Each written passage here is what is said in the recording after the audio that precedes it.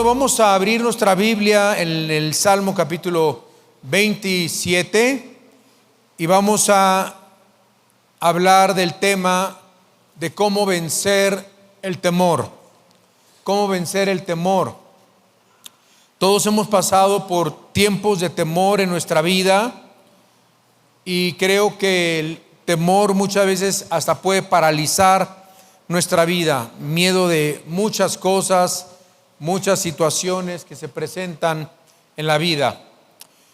Venciendo el temor, y podemos nosotros ver que hay clases de temores de acuerdo a la Biblia. Deje su margen en el Salmo 27 para que podamos estar leyendo y puedes hacer una exégesis del Salmo capítulo 27.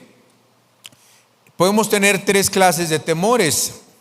Por ejemplo, temor al diablo, temor del hombre. Podemos tener temor a las circunstancias de la vida, como también nosotros podemos tener temor de Dios. Vemos que hay un temor que es bueno, otros son malos.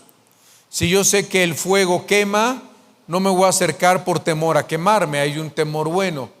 Pero estoy hablando de aquellos que son o viven bajo temor, o en este momento que me estás escuchando, tienes miedo a algo, tienes un temor a algo que vaya a suceder, que vayas a enfrentar, que vayas a confrontar próximamente, o algo que estés viviendo en este momento.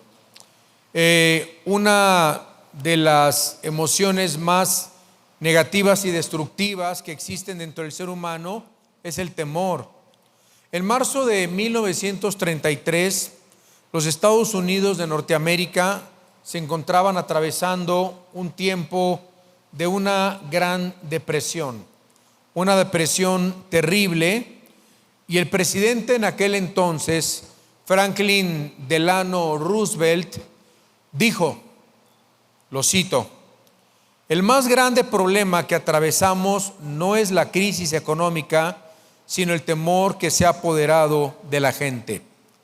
En un estudio de la pasada y última pandemia que tuvimos en el mundo, nosotros pudimos, y de acuerdo a esos estudios, leer que el problema más grande no fue la enfermedad, no fue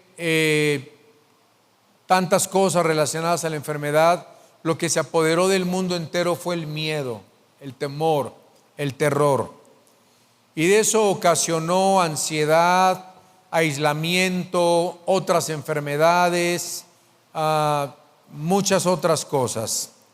Así que podemos definir el temor. ¿Qué es el temor? El temor es una palabra hebrea que es la palabra yaré, y esta palabra yaré significa anticipación emocional e intelectual de ser dañado. ¿Cuántos tienen miedo a ser dañados, ser lastimados, ser abandonados por su esposa, su esposo? Miedo que se vaya tu hijo de la casa, miedo que se vaya tu hija, miedo que suban los precios, miedo que no pegue el restaurante, el negocio que estás abriendo, sentir algo que saldrá mal. Ese sentimiento de que se va tu esposo de viaje, sientes que algo va a estar mal, tus hijos van a estar mal, palpitaciones o una perturbación mental. El gran escritor Francis Bacon en 1620 escribió, y lo cito: nada es más terrible que el mismo temor. La misma ciencia médica nos da testimonio de que el temor afecta profundamente el sistema cardiovascular, además de los profundos desórdenes de carácter nervioso que ocasiona. Y estaba viendo algunas consecuencias de vivir en el temor, en el miedo. ¿Qué nos puede pasar físicamente, emocionalmente, socialmente? Y descubrí lo siguiente: el miedo puede activar el estrés. El miedo activa la respuesta de lucha o huida. El cuerpo libera adrenalina y cortisol. Síntomas corporales: aumenta la frecuencia cardíaca, la respiración se acelera y los músculos se tensan. Muchos tienen hipertensión arterial por lo mismo, por sufrir de estrés, ansiedad. ¿Qué es el estrés? ¿Qué es la ansiedad? El resultado del miedo, del temor.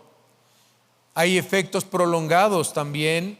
Si el miedo se vuelve crónico, hay una ansiedad constante que debilita el sistema inmunológico. ¿Por qué hubo tanta enfermedad en la pandemia? Por el miedo. El miedo disminuye el sistema inmunológico, altera el sueño, causa problemas digestivos y cardiovasculares, causa parálisis, evasión, puede llevar a las personas a evitar situaciones, personas o lugares, inseguridad, te genera dudas, miedo a un nuevo trabajo, miedo a cambiarte de escuela, baja autoestima, dependencia de otros, tristeza, ira. Cuando el miedo no se maneja bien, puede trastornarse en frustración y en enojo. ¿Qué sucede a nivel mental?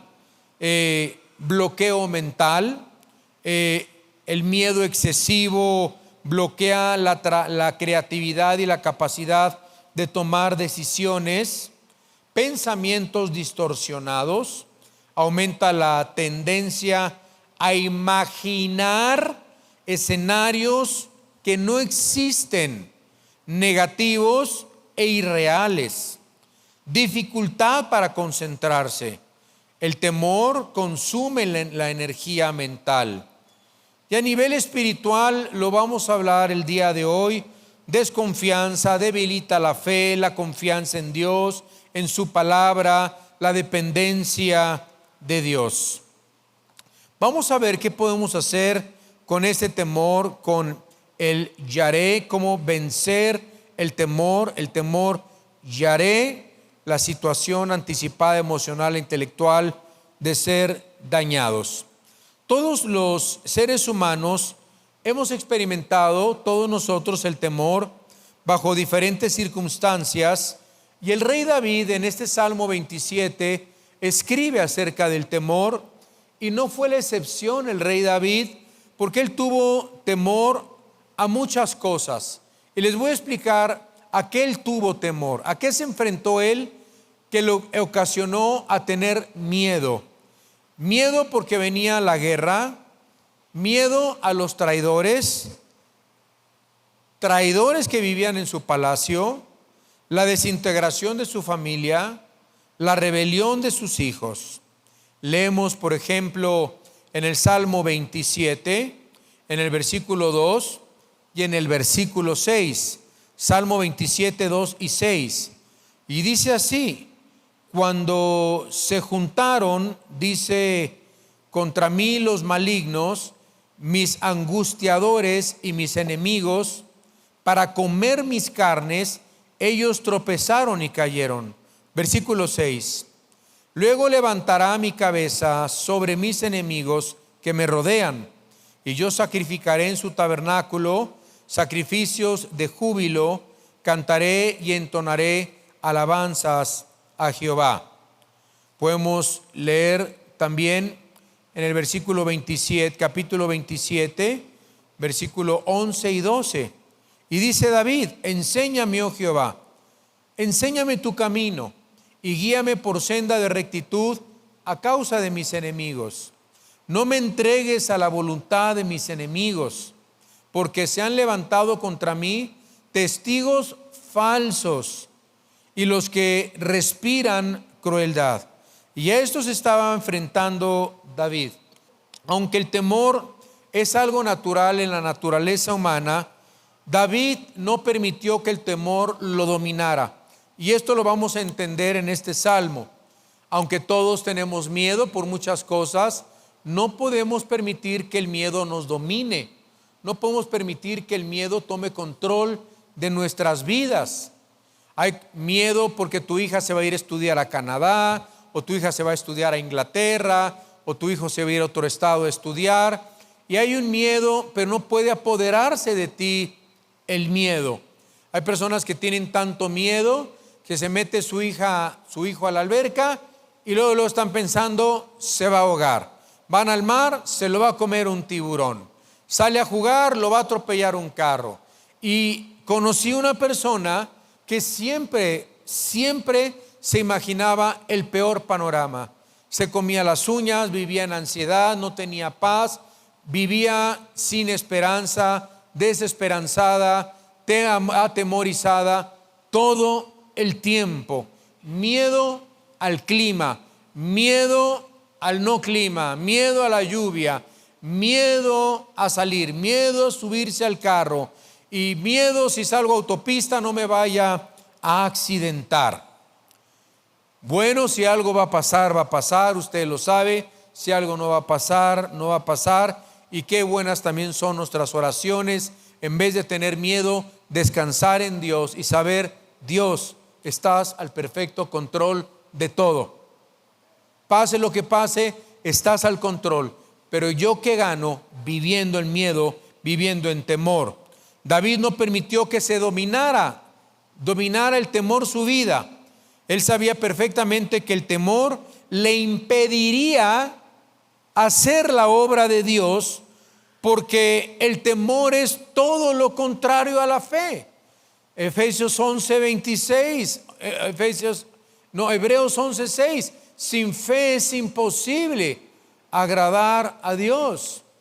Dice en primera de Juan 4:18, que no está en su pantalla, pero dice: el perfecto amor echa fuera el temor, de donde el que teme no ha sido perfeccionado en el amor. Bien, o tienes miedo o tienes amor. Si tienes amor a Dios, a su palabra, el amor echa fuera el temor. Bien, y vamos a ver en primer lugar cómo David pone su confianza en Dios. ¿Cómo pudo vencer el temor?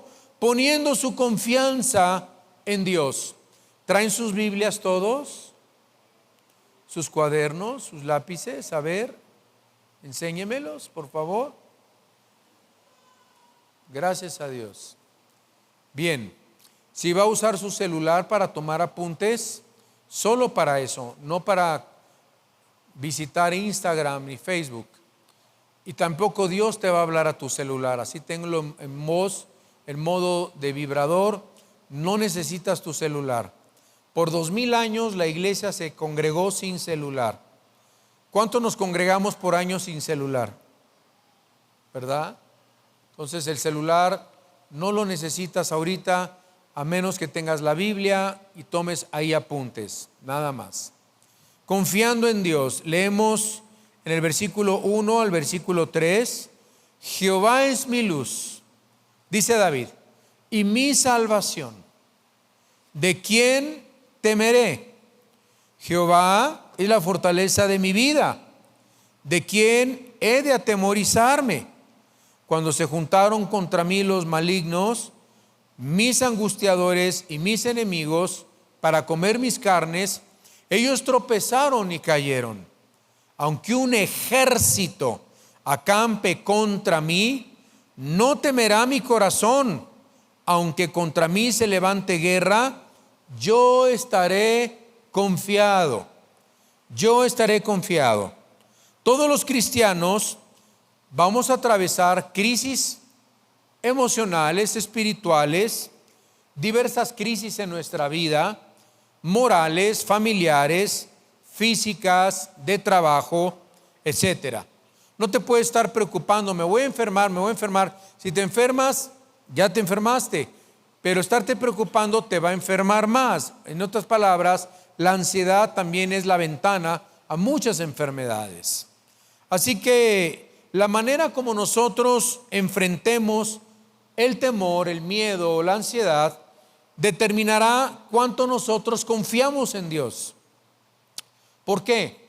Porque el temor es lo opuesto, como ya lo dije, a la fe, ¿verdad? Vamos a ver cómo y la manera cómo lo enfrentamos determina cómo nosotros confiamos en Dios. ¿Y cuál era el secreto de David. ¿Cuál era el secreto de David para poder vivir sin temor? Voy a revelar el secreto de David y lo vamos a estudiar y lo vamos a analizar, lo vamos a apuntar y lo vamos a desmenuzar. En primer lugar, David decía que el Señor era su luz y el Señor es su luz. Vamos a ver en primer lugar, su luz. Dios, el Señor es mi luz. Jehová es mi luz y mi salvación. ¿De quién temeré? Jehová es la fortaleza de mi vida. ¿De quién he de atemorizarme? ¿De quién? Si el Señor es mi luz, si el Señor es mi salvación, ¿de quién voy a temer? ¿De quién he de atemorizarme? Ahora, nosotros por naturaleza le tenemos miedo a lo desconocido, a la oscuridad, a la ausencia de luz. La ausencia de luz siempre va a causar mucho temor, ¿verdad?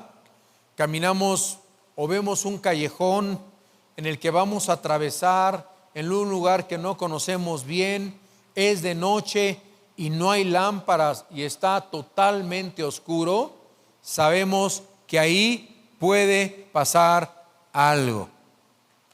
Cuando estamos en la noche en nuestro cuarto, junto a nuestra cónyuge, nuestra esposa, y están las luces apagadas y te tienes que parar, ir al baño, uno se para con cierto temor de que no vaya a pisar un alacrán, o vaya a pisar una araña, o vaya a pisar el juguete del nene, de la nena, o algo por el estilo, ¿no? Y bueno, uno procura con su celular prender la lámpara, y cuando uno prende la lámpara, caminas con una confianza y caminas, ¿verdad?, con una seguridad tremenda. Ahora, no es casualidad que los enemigos normalmente atacan en la noche para sorprender, y lo vemos en todas las guerras, en todas las batallas, que la mejor estrategia es el ataque sorpresa, cuando todos están dormidos. El 7 de octubre de hace 2 años, Hamás entró a Israel cuando estaban dormidos, en Shabbat, cuando todos estaban distraídos, y mataron a más de 1,400 y masacraron a más de 1,400 personas. El enemigo ataca cuando menos te lo esperas, cuando no lo esperas. Están planeando en lo secreto, están murmurando en lo secreto. Cuando tú estás, hablan a tus espaldas, y cuando tienen la oportunidad, arrancan y cometen la falta en tu contra cuando tú menos te lo esperabas. Pero David dice: el Señor es mi luz. En primera de Juan, en el capítulo 1, el versículo 5 al versículo 7, él tenía una confianza tan grande. Mira, tú no puedes evitar que hablen mal contra ti, que planeen contra ti, que te quieran quitar tu negocio, que te quieran quitar tu puesto, que alguien esté viendo cómo hacerte caer, murmurar contra ti, atacarte, asaltarte. Yo esta semana estaba viendo en mi celular una persona que tiene una página donde te dice si alguien te está espiando, si alguien te está siguiendo, si alguien está escuchando tus llamadas, si alguien esto o aquello. Y yo no sabía que existía nada de eso, y me metí y bueno, vi que gracias a Dios nadie, ¿verdad? Pero hay espionaje en los celulares, yo no lo sabía. Hay espionaje en la televisión que tú ves, te pueden ver aunque esté apagada. Hay una manera de desactivar esa, y si no sabes, seguramente alguien te está viendo, te están viendo en tu celular, están escuchando tus llamadas. Y digo, bueno, digo, Señor, yo no soy tan importante, ¿verdad? Para que si me escuchan, de todas maneras ni estoy haciendo nada malo, no estoy diciendo nada malo, pero es increíble el espionaje que existe. Ya no hay nada escondido, ya no hay nada encubierto, ya todo está a la luz. Querétaro tiene más de 45,000, no sé cuántas cámaras C4 por todos lados. Ya encuentran a mucha gente a través de las cámaras. Vivimos en un mundo que está el Big Brother por todos lados, ¿verdad? Viendo lo que estamos haciendo durante y todo el tiempo. Hasta en la iglesia hay cámaras en el estacionamiento. Tenemos una patrulla que viene todos los domingos, gloria a Dios, que viene, se hace notar. Ya le he dicho que no suene la alarma, que no suene la corneta, que no suene la sirena, pero cada vez que viene, Él quiere que yo lo oiga, ¿verdad? Y siempre hace y se oye hasta el púlpito. Le digo, bueno, gloria a Dios, está teniendo su momento de emoción, ¿verdad? El comandante, y es por seguridad de ustedes, ¿verdad? Pero no porque tengamos miedo a que alguien nos va a asaltar, estamos previniendo algo que pudiera suceder. Alguien se puede meter, alguien puede asaltar, alguien les puede hacer daño a ustedes. Aquí adentro hay una persona allá afuera de seguridad. En fin, es una de las únicas iglesias que yo sé en Querétaro que tenemos protección, gloria a Dios, los domingos. ¿Cuántos dan gracias a Dios por eso? ¿Verdad? Han agarrado gente, sí, no a congregantes. Han agarrado gente que se ha querido meter, gente sospechosa, gente haciendo cosas malas en la parte de afuera de nuestra congregación. Entonces, si andamos en luz, dice, vamos a leer, ese es el mensaje que hemos oído de Él. Y os anunciamos, Dios es luz, no hay ningunas tinieblas en Él. Si decimos que tenemos comunión con Él y andamos en tinieblas, mentimos. Si decimos que tenemos comunión con Dios y estamos en pecado, en adulterio, en fornicación, mintiendo, desobedientes a los padres, rebeldes, necios, desleales, lasciviosos, en tinieblas, en mentira, mentimos, no practicamos la verdad.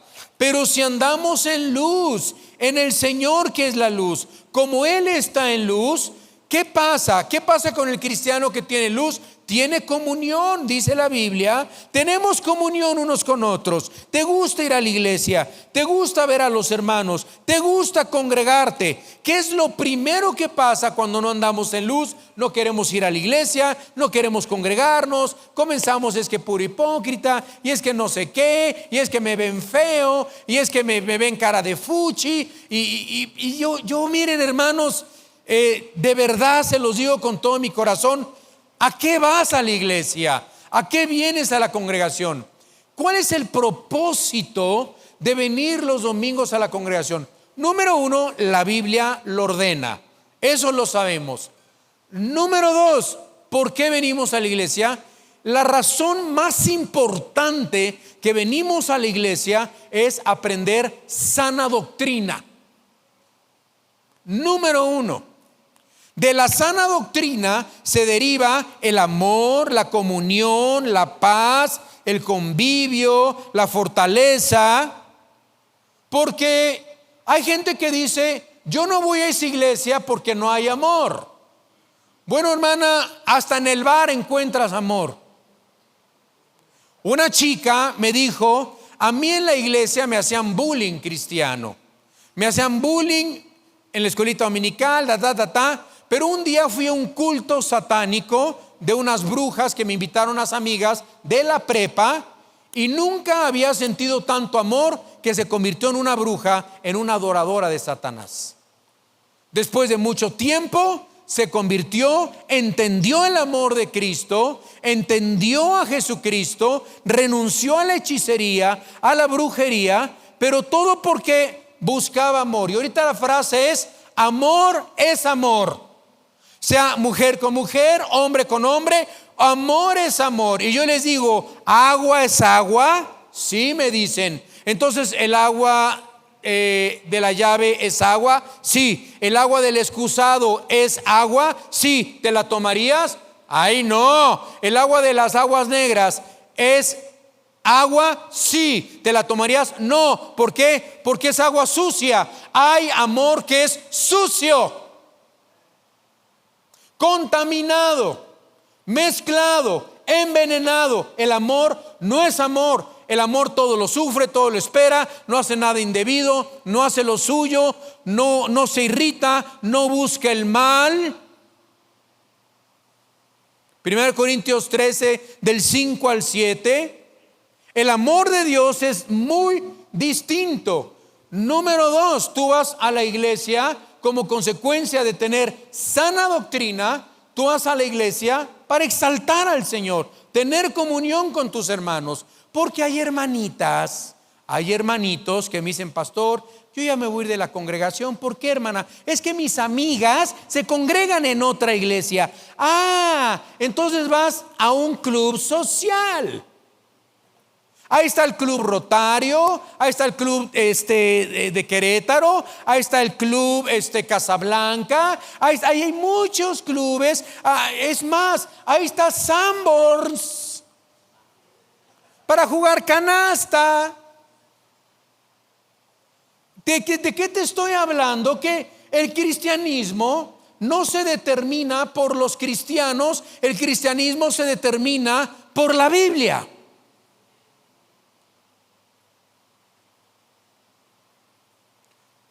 Tú vas a una iglesia para recibir alimento de la palabra de Dios.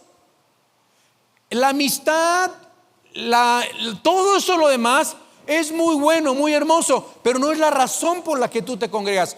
Tú vas a la iglesia a recibir sana doctrina, recibir palabra de Dios. Dios nos ayude el domingo que no empecemos a predicar Biblia, la palabra de Dios, porque venimos a crecer en la palabra, tener comunión unos con otros, y 3, a servir a nuestra iglesia, a servir a nuestros hermanos, a ayudar a nuestros hermanos. Entonces nos dice, y regresando a la palabra de Dios, si decimos que tenemos comunión con Él y andamos en tinieblas, mentimos. Si andamos en luz como Él está en luz, tenemos comunión unos con otros. Versículo 7, y la sangre de Jesucristo nos sigue limpiando. Ya nos limpió, nos limpia y nos seguirá limpiando. ¿Con qué condición? Que andemos en luz, tengamos comunión con los hermanos, y la sangre de Cristo nos irá limpiando. Pero necesitamos vivir en luz y necesitamos tener comunión,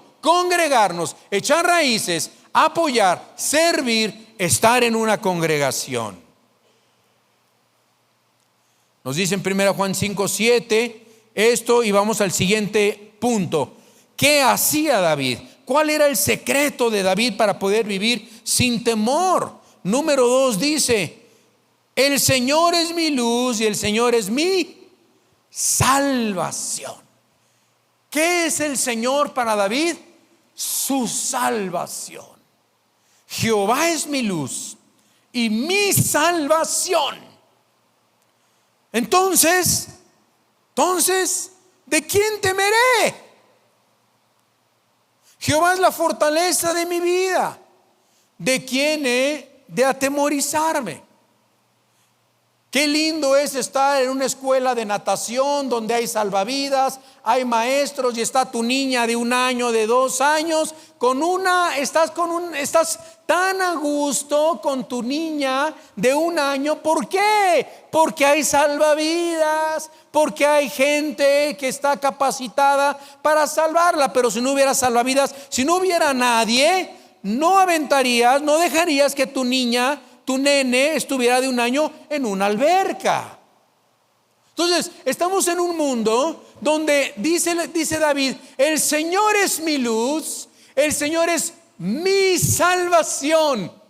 Estoy rodeado de pirañas, de tiburones, de mantarrayas, de alacranes, de cocodrilos, pero dice: el Señor es mi luz y mi salvación. Y es bien interesante porque esa palabra salvación es la palabra Yesha.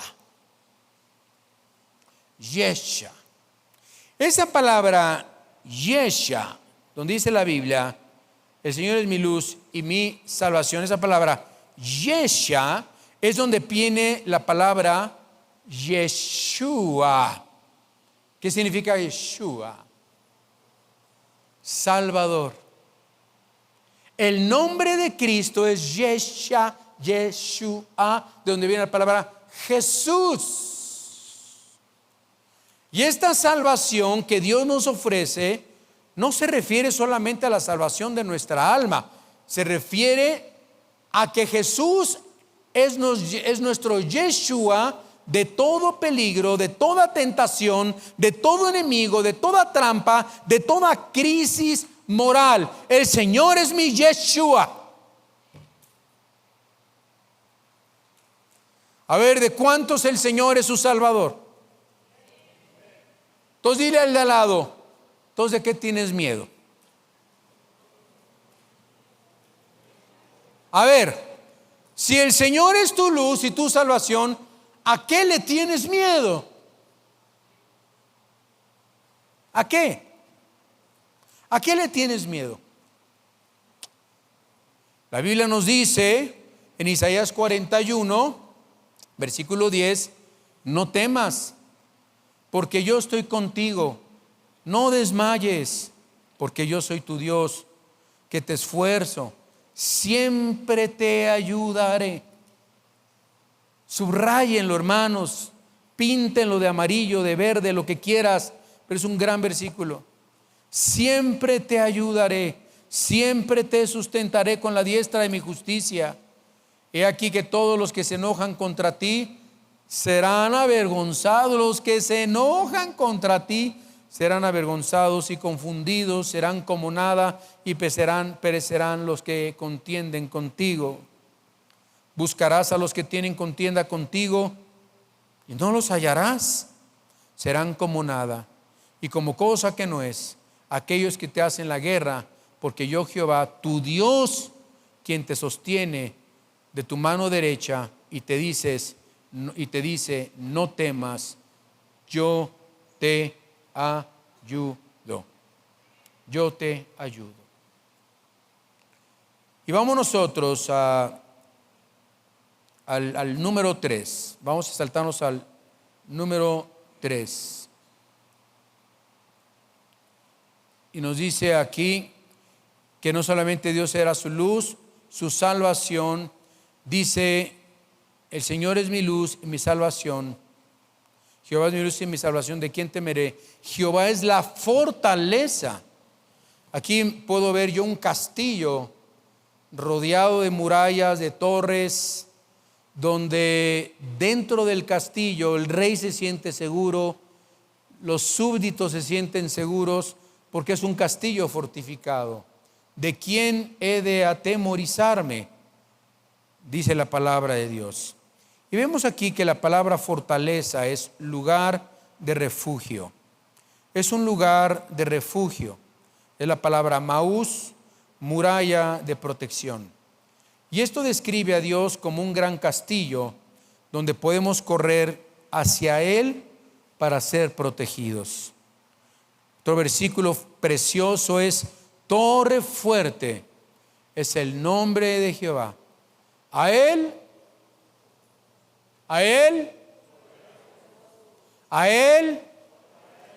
y será. ¿Conocen ese canto? Cerremos nuestros ojos. Cántaselo al Señor y dile: torre fuerte es el nombre del Señor. Torre fuerte es el nombre del Señor. A Él correrá el justo y levantado será. A Él correrá el justo y levantado será. Una vez más: torre fuerte es el nombre del Señor. Torre fuerte es el nombre del Señor. A Él correrá el justo y levantado será. A él correrá el justo y levantado será. Gracias, Señor. Torre fuerte es el nombre del Señor. Siempre canta este canto. Siempre que te encuentres en una dificultad, estás citando Proverbios 18:10. Y esta es la razón por la cual debemos siempre depender de la fuerza de Dios en todas nuestras adversidades. Nos dice también en este versículo, en el Salmo 27:3, vean lo que dice: aunque un ejército acampe contra mí, no temerá mi corazón. Aunque contra mí se levante guerra, yo estaré ¿qué? Confiado. Aunque se vengan tus tíos, tus tías, tus compañeras del salón, tus amigas del salón, tu gente, la gente que te rodea, dice: yo estaré, dice el Señor, yo estaré confiado. Y aprendemos que esa palabra confiado es batash, inconmovible, sin perturbarse, tranquilidad interior. Y eso nos lleva a nuestro punto número 2, que dice que David buscaba y adoraba a Dios. Leamos el versículo 4 al versículo 6 del Salmo 27, que nos dice: una cosa he demandado a Jehová, esta buscaré, que esté yo en la casa de Jehová todos los días de mi vida, para contemplar la hermosura de Jehová y para inquirir en su templo. Porque él me esconderá en su tabernáculo en el día del mal, me ocultará en lo reservado de su morada, sobre una roca me pondrá en alto. Luego levantará mi cabeza sobre mis enemigos que me rodean, y yo sacrificaré en su tabernáculo sacrificios de júbilo, cantaré y entonaré alabanzas a Jehová. La mayor parte de las batallas de David fueron ganadas a través de una sola manera. ¿Cómo vamos a ganar batallas? ¿Cómo vamos a vencer el temor? ¿Cómo vamos a vencer la opresión, la ansiedad? La Biblia nos enseña en el Salmo 149, versículo 119, versículo 44 y 45, que nos dice: guardaré tu ley siempre, para siempre y eternamente, y andaré en libertad porque busqué tus mandamientos. Luego nos dice en el siguiente versículo del mismo capítulo 119, vamos a ver el versículo 51, 61, 69 y 95, que dice: los soberbios se burlaron mucho de mí, mas yo no me he apartado de tu ley. Vean cómo siempre no me aparto de tu ley. Compañías de impíos me han rodeado, mas yo no me he olvidado de tu ley. Contra mí forjaron mentira los soberbios, mas yo guardaré de todo corazón tus mandamientos. Los impíos me han aguardado para destruirme, mas yo consideraré tus testimonios. Y siempre es la ley, los mandamientos, la ley, meditar en la ley. Aunque quieran destruirme, aunque digan que ser una niña, ser niño, niño, ser niña, y aunque me digan que todos son infieles y que hay que ir al table dance, compadre, y esto y aquello, tú siempre debes de decir: yo debo considerar la ley de Jehová. La ley de Jehová es perfecta, que convierte el alma y transforma y penetra hasta las coyunturas y los tuétanos y discierne las intenciones del corazón. Muchos me dicen: pastor, yo todo el tiempo estoy escuchando predicaciones. Y le pregunto: ¿cuánto tiempo lees la Biblia? ¿No es lo mismo? No es lo mismo. Todo el tiempo escucho alabanzas. Muy bien, ¿a qué hora lees la Biblia? No, pastor, todo el tiempo canto alabanzas. Vean, la Biblia dice: no me he apartado de tu ley, no me he olvidado de tu ley, he guardado tu ley y tus mandamientos, yo consideraré tus testimonios. ¿Es bueno escuchar prédicas? Es bueno. Pero más que escuchar prédicas, hay que escuchar la palabra de Dios. Y si vas manejando, y si vas a la Ciudad de México y sales a carretera, o vas en un avión, llévate la Biblia hablada. Hay apps de la Biblia hablada y escucha Biblia. Primera de Juan, primera de Pedro, segunda de Pedro, tercera de Juan, Judas, Apocalipsis, Génesis, Éxodo, Santiago. Termina de escuchar la Biblia. Necesitamos Biblia, hermanos, más Biblia. Yo leo muchos libros cristianos, pastor. ¿Y cuánto lees la Biblia? Casi no. Lee más la Biblia. Lean más la Biblia. Se los recomiendo, se los aconsejo. Lean más la Biblia. Cuando yo estuve más de 30 días, solo estuve con la Biblia. No llevé ningún comentario bíblico, no llevé ningún libro cristiano, no llevé nada más que mi Biblia, ni mi celular.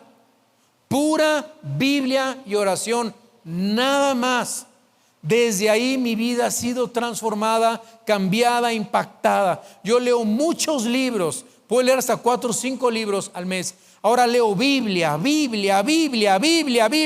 palabra de Dios, y de repente leo alguno que otro libro. Ahora, pero le digo: Señor, tu palabra permanece para siempre.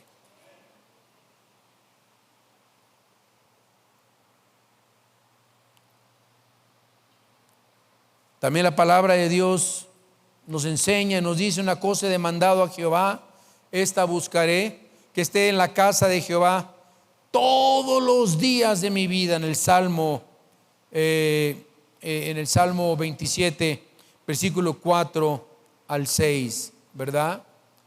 Y eso lo vemos nosotros cuando estamos buscando y adorando a Dios, ¿verdad? Que esté yo en la casa de Jehová todos los días de mi vida, para contemplar la hermosura de Jehová y para inquirir en su templo, porque Él me esconderá en su tabernáculo en el día del mal. ¿Cuál es el lugar más seguro de Dios? Su tabernáculo, su presencia, estar en sus manos. Él me ocultará, fíjate, me ocultará en los reservados de su morada, me ocultará de los ladrones, me ocultará de los violadores, me ocultará de los asaltantes, me ocultará de los carteristas. Hará ojos ciegos Dios, porque Señor está cubriendo, guardando, protegiendo mi vida. Conozco una hermana que trafica Biblias a China y ha metido miles de Biblias. Y siempre dice: Señor, haz y pon ojos ciegos en las aduanas, en la migración. Y hasta ahorita, hasta el día de hoy, después de varios años, siempre que pasa, pase, o sea, pásele en chino, pásele. No me revisan, dice. ¿Ustedes quién creen que Dios y ustedes quién creen que la está guardando? El Dios de Abraham, de Isaac y de Jacob.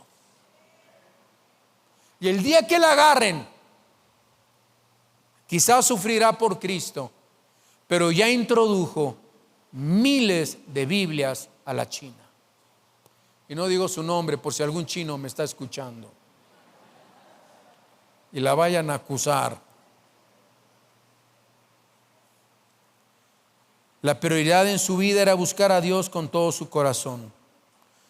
Sin buscar a Dios jamás podremos ganar ninguna batalla espiritual.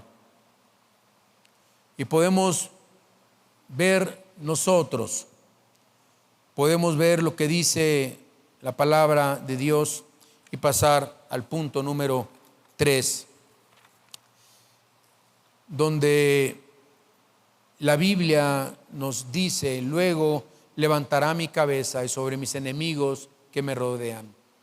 El Señor levantará tu cabeza estará en alto, y yo sacrificaré en tu tabernáculo sacrificios de júbilo, cantaré y entonaré alabanzas a tu nombre, dice la palabra de Dios.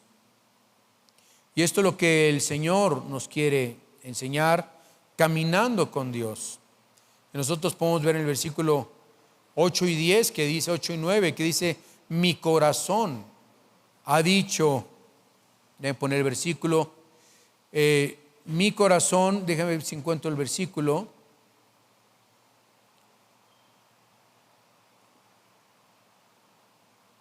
No encuentro el versículo, pero dice el versículo 9: no escondas tu rostro de mí, no apartes con ira a tu siervo, mi ayuda ha sido, no me dejes ni me desampares, Dios de mi salvación. La atmósfera cambia.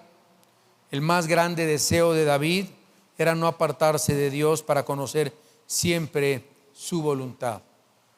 Y muchas veces estamos en montañas y otras veces estamos en valles, pero siempre es bueno conocer y estar en la voluntad de Dios. La solución es continúa buscando el rostro de Dios, no importa en el valle que tú estés atravesando. Su presencia en el valle, en el mundo, debe ser tan fuerte en nuestra vida que podamos expresar con seguridad: aunque mi padre y mi madre me dejaran,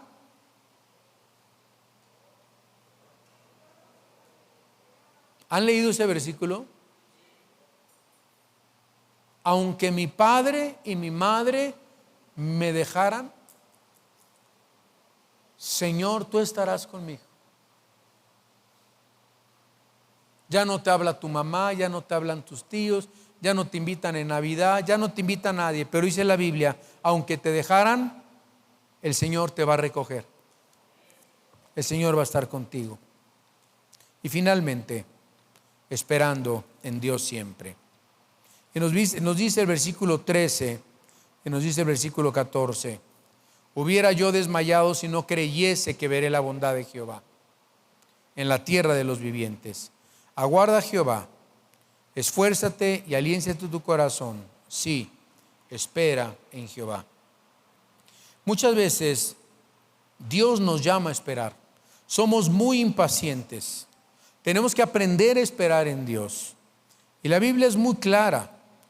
Dice: no se hagan perezosos, sino imitadores de aquellos que por la fe y la paciencia heredaron las promesas. Luego nos dice en Hebreos 10:36: porque es necesaria la paciencia para que, habiendo hecho la voluntad de Dios, obtengan las promesas. Uno de los secretos más grandes de la vida cristiana, amados, amada iglesia, es la paciencia. Dios no te va a contestar inmediatamente muchas veces. No se va a convertir luego tu esposo, ni tu hija, ni tu hijo, o muchas cosas no te las va a contestar. Hay veces que pasa tiempo antes de contestar tu petición. Pero aquí dice la palabra de Dios: es necesaria la paciencia. Santiago 5:10 al 11: hermanos míos, tomad como ejemplo de aflicción y de paciencia a los profetas que hablaron en el nombre del Señor. He aquí, dice, tenemos por bienaventurados a los que sufren. ¿Habéis oído de la paciencia de quién? De Job. Y habéis visto el fin del Señor, que el Señor es misericordioso y compasivo. No pareciera bueno Dios, se llevó a sus hijos, perdió todo, hubo una crisis, se enfermó, le salió una sarna en todo el cuerpo, pero dice la Biblia que aún no maldijo a Dios. Job siguió esperando en Dios. Hemos de recibir de Dios lo malo y no lo bueno, no también lo malo, le dijo a sus amigos. Y dice finalmente ese versículo, dice: el Señor es misericordioso. Dios está haciendo algo en misericordia. Lo puedo decir de mi hijo Estefano, lo puedo decir de pruebas difíciles en mi vida. Yo puedo darles testimonio. El Señor lo llevó a su presencia porque Dios es misericordioso y compasivo. ¡Wow! Es pues la fe, la certeza de lo que se espera, la convicción de lo que no se ve. No lo veo ahorita, lo veré en el cielo. No veré muchas cosas aquí en la tierra, pero las voy a ver en el cielo. Y podemos decir que cuando Dios nos hace esperar, es porque Él tiene un trabajo que hacer en nosotros o a favor de nosotros y prepararnos para su bendición futura. Oremos, hermanos.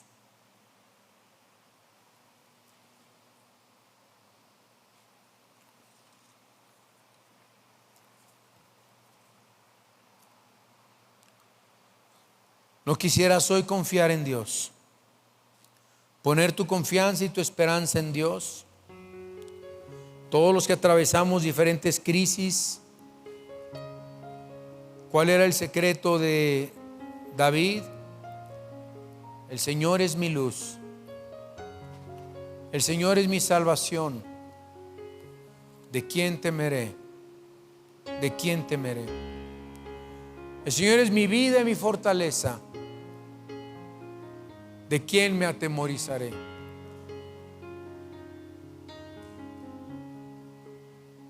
Aunque me quisieren matar y mis carnes devorar, el Señor conmigo está.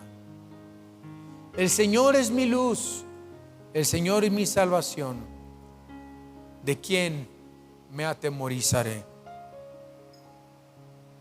Busca al Señor, camina con Dios. El más grande deseo de David era no apartarse de la presencia de Dios, vivir en su voluntad. Una cosa he rogado a Dios, esta buscaré, que yo esté en la casa de Jehová todos los días de mi vida. Hermanos, lean la Biblia, oren a Dios, lean la Biblia, mediten la Biblia, escudriñen la Biblia, memoricen la Biblia, métanse a la Biblia, memorícense los libros de la Biblia. Es triste que hay muchos que ni los libros de la Biblia se saben de memoria. Hay libros que ni saben si son apócrifos o no, porque no se los conocen. Y cuando Dios nos hace esperar es porque Él tiene un trabajo que hacer en nosotros, a favor de nosotros, y prepararnos para una bendición futura. La capacidad o la habilidad para calmar el alma. Aprende a esperar delante de Dios. Esa alma que espera en Dios tiene esa habilidad, pero es uno de los ejercicios espirituales más difíciles de nuestra vida. La capacidad o habilidad para calmar el alma, a aprender a esperar delante de Dios. ¿No quisieras hoy entregarle tu vida al Señor? Entregarle tu corazón, venir a sus pies. Pídele perdón por tus pecados ahí con tus ojos cerrados.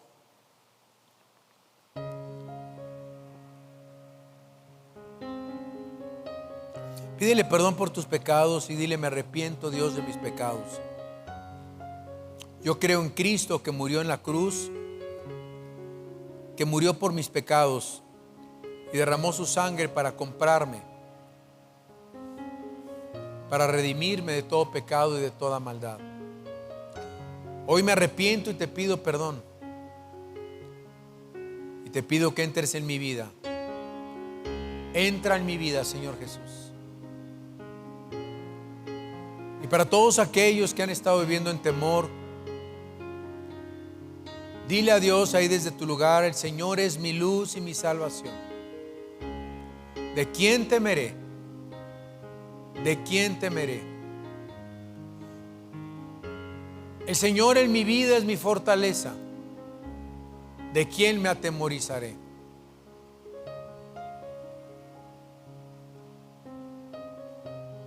Aunque me quisieren matar y mi carne es devorar,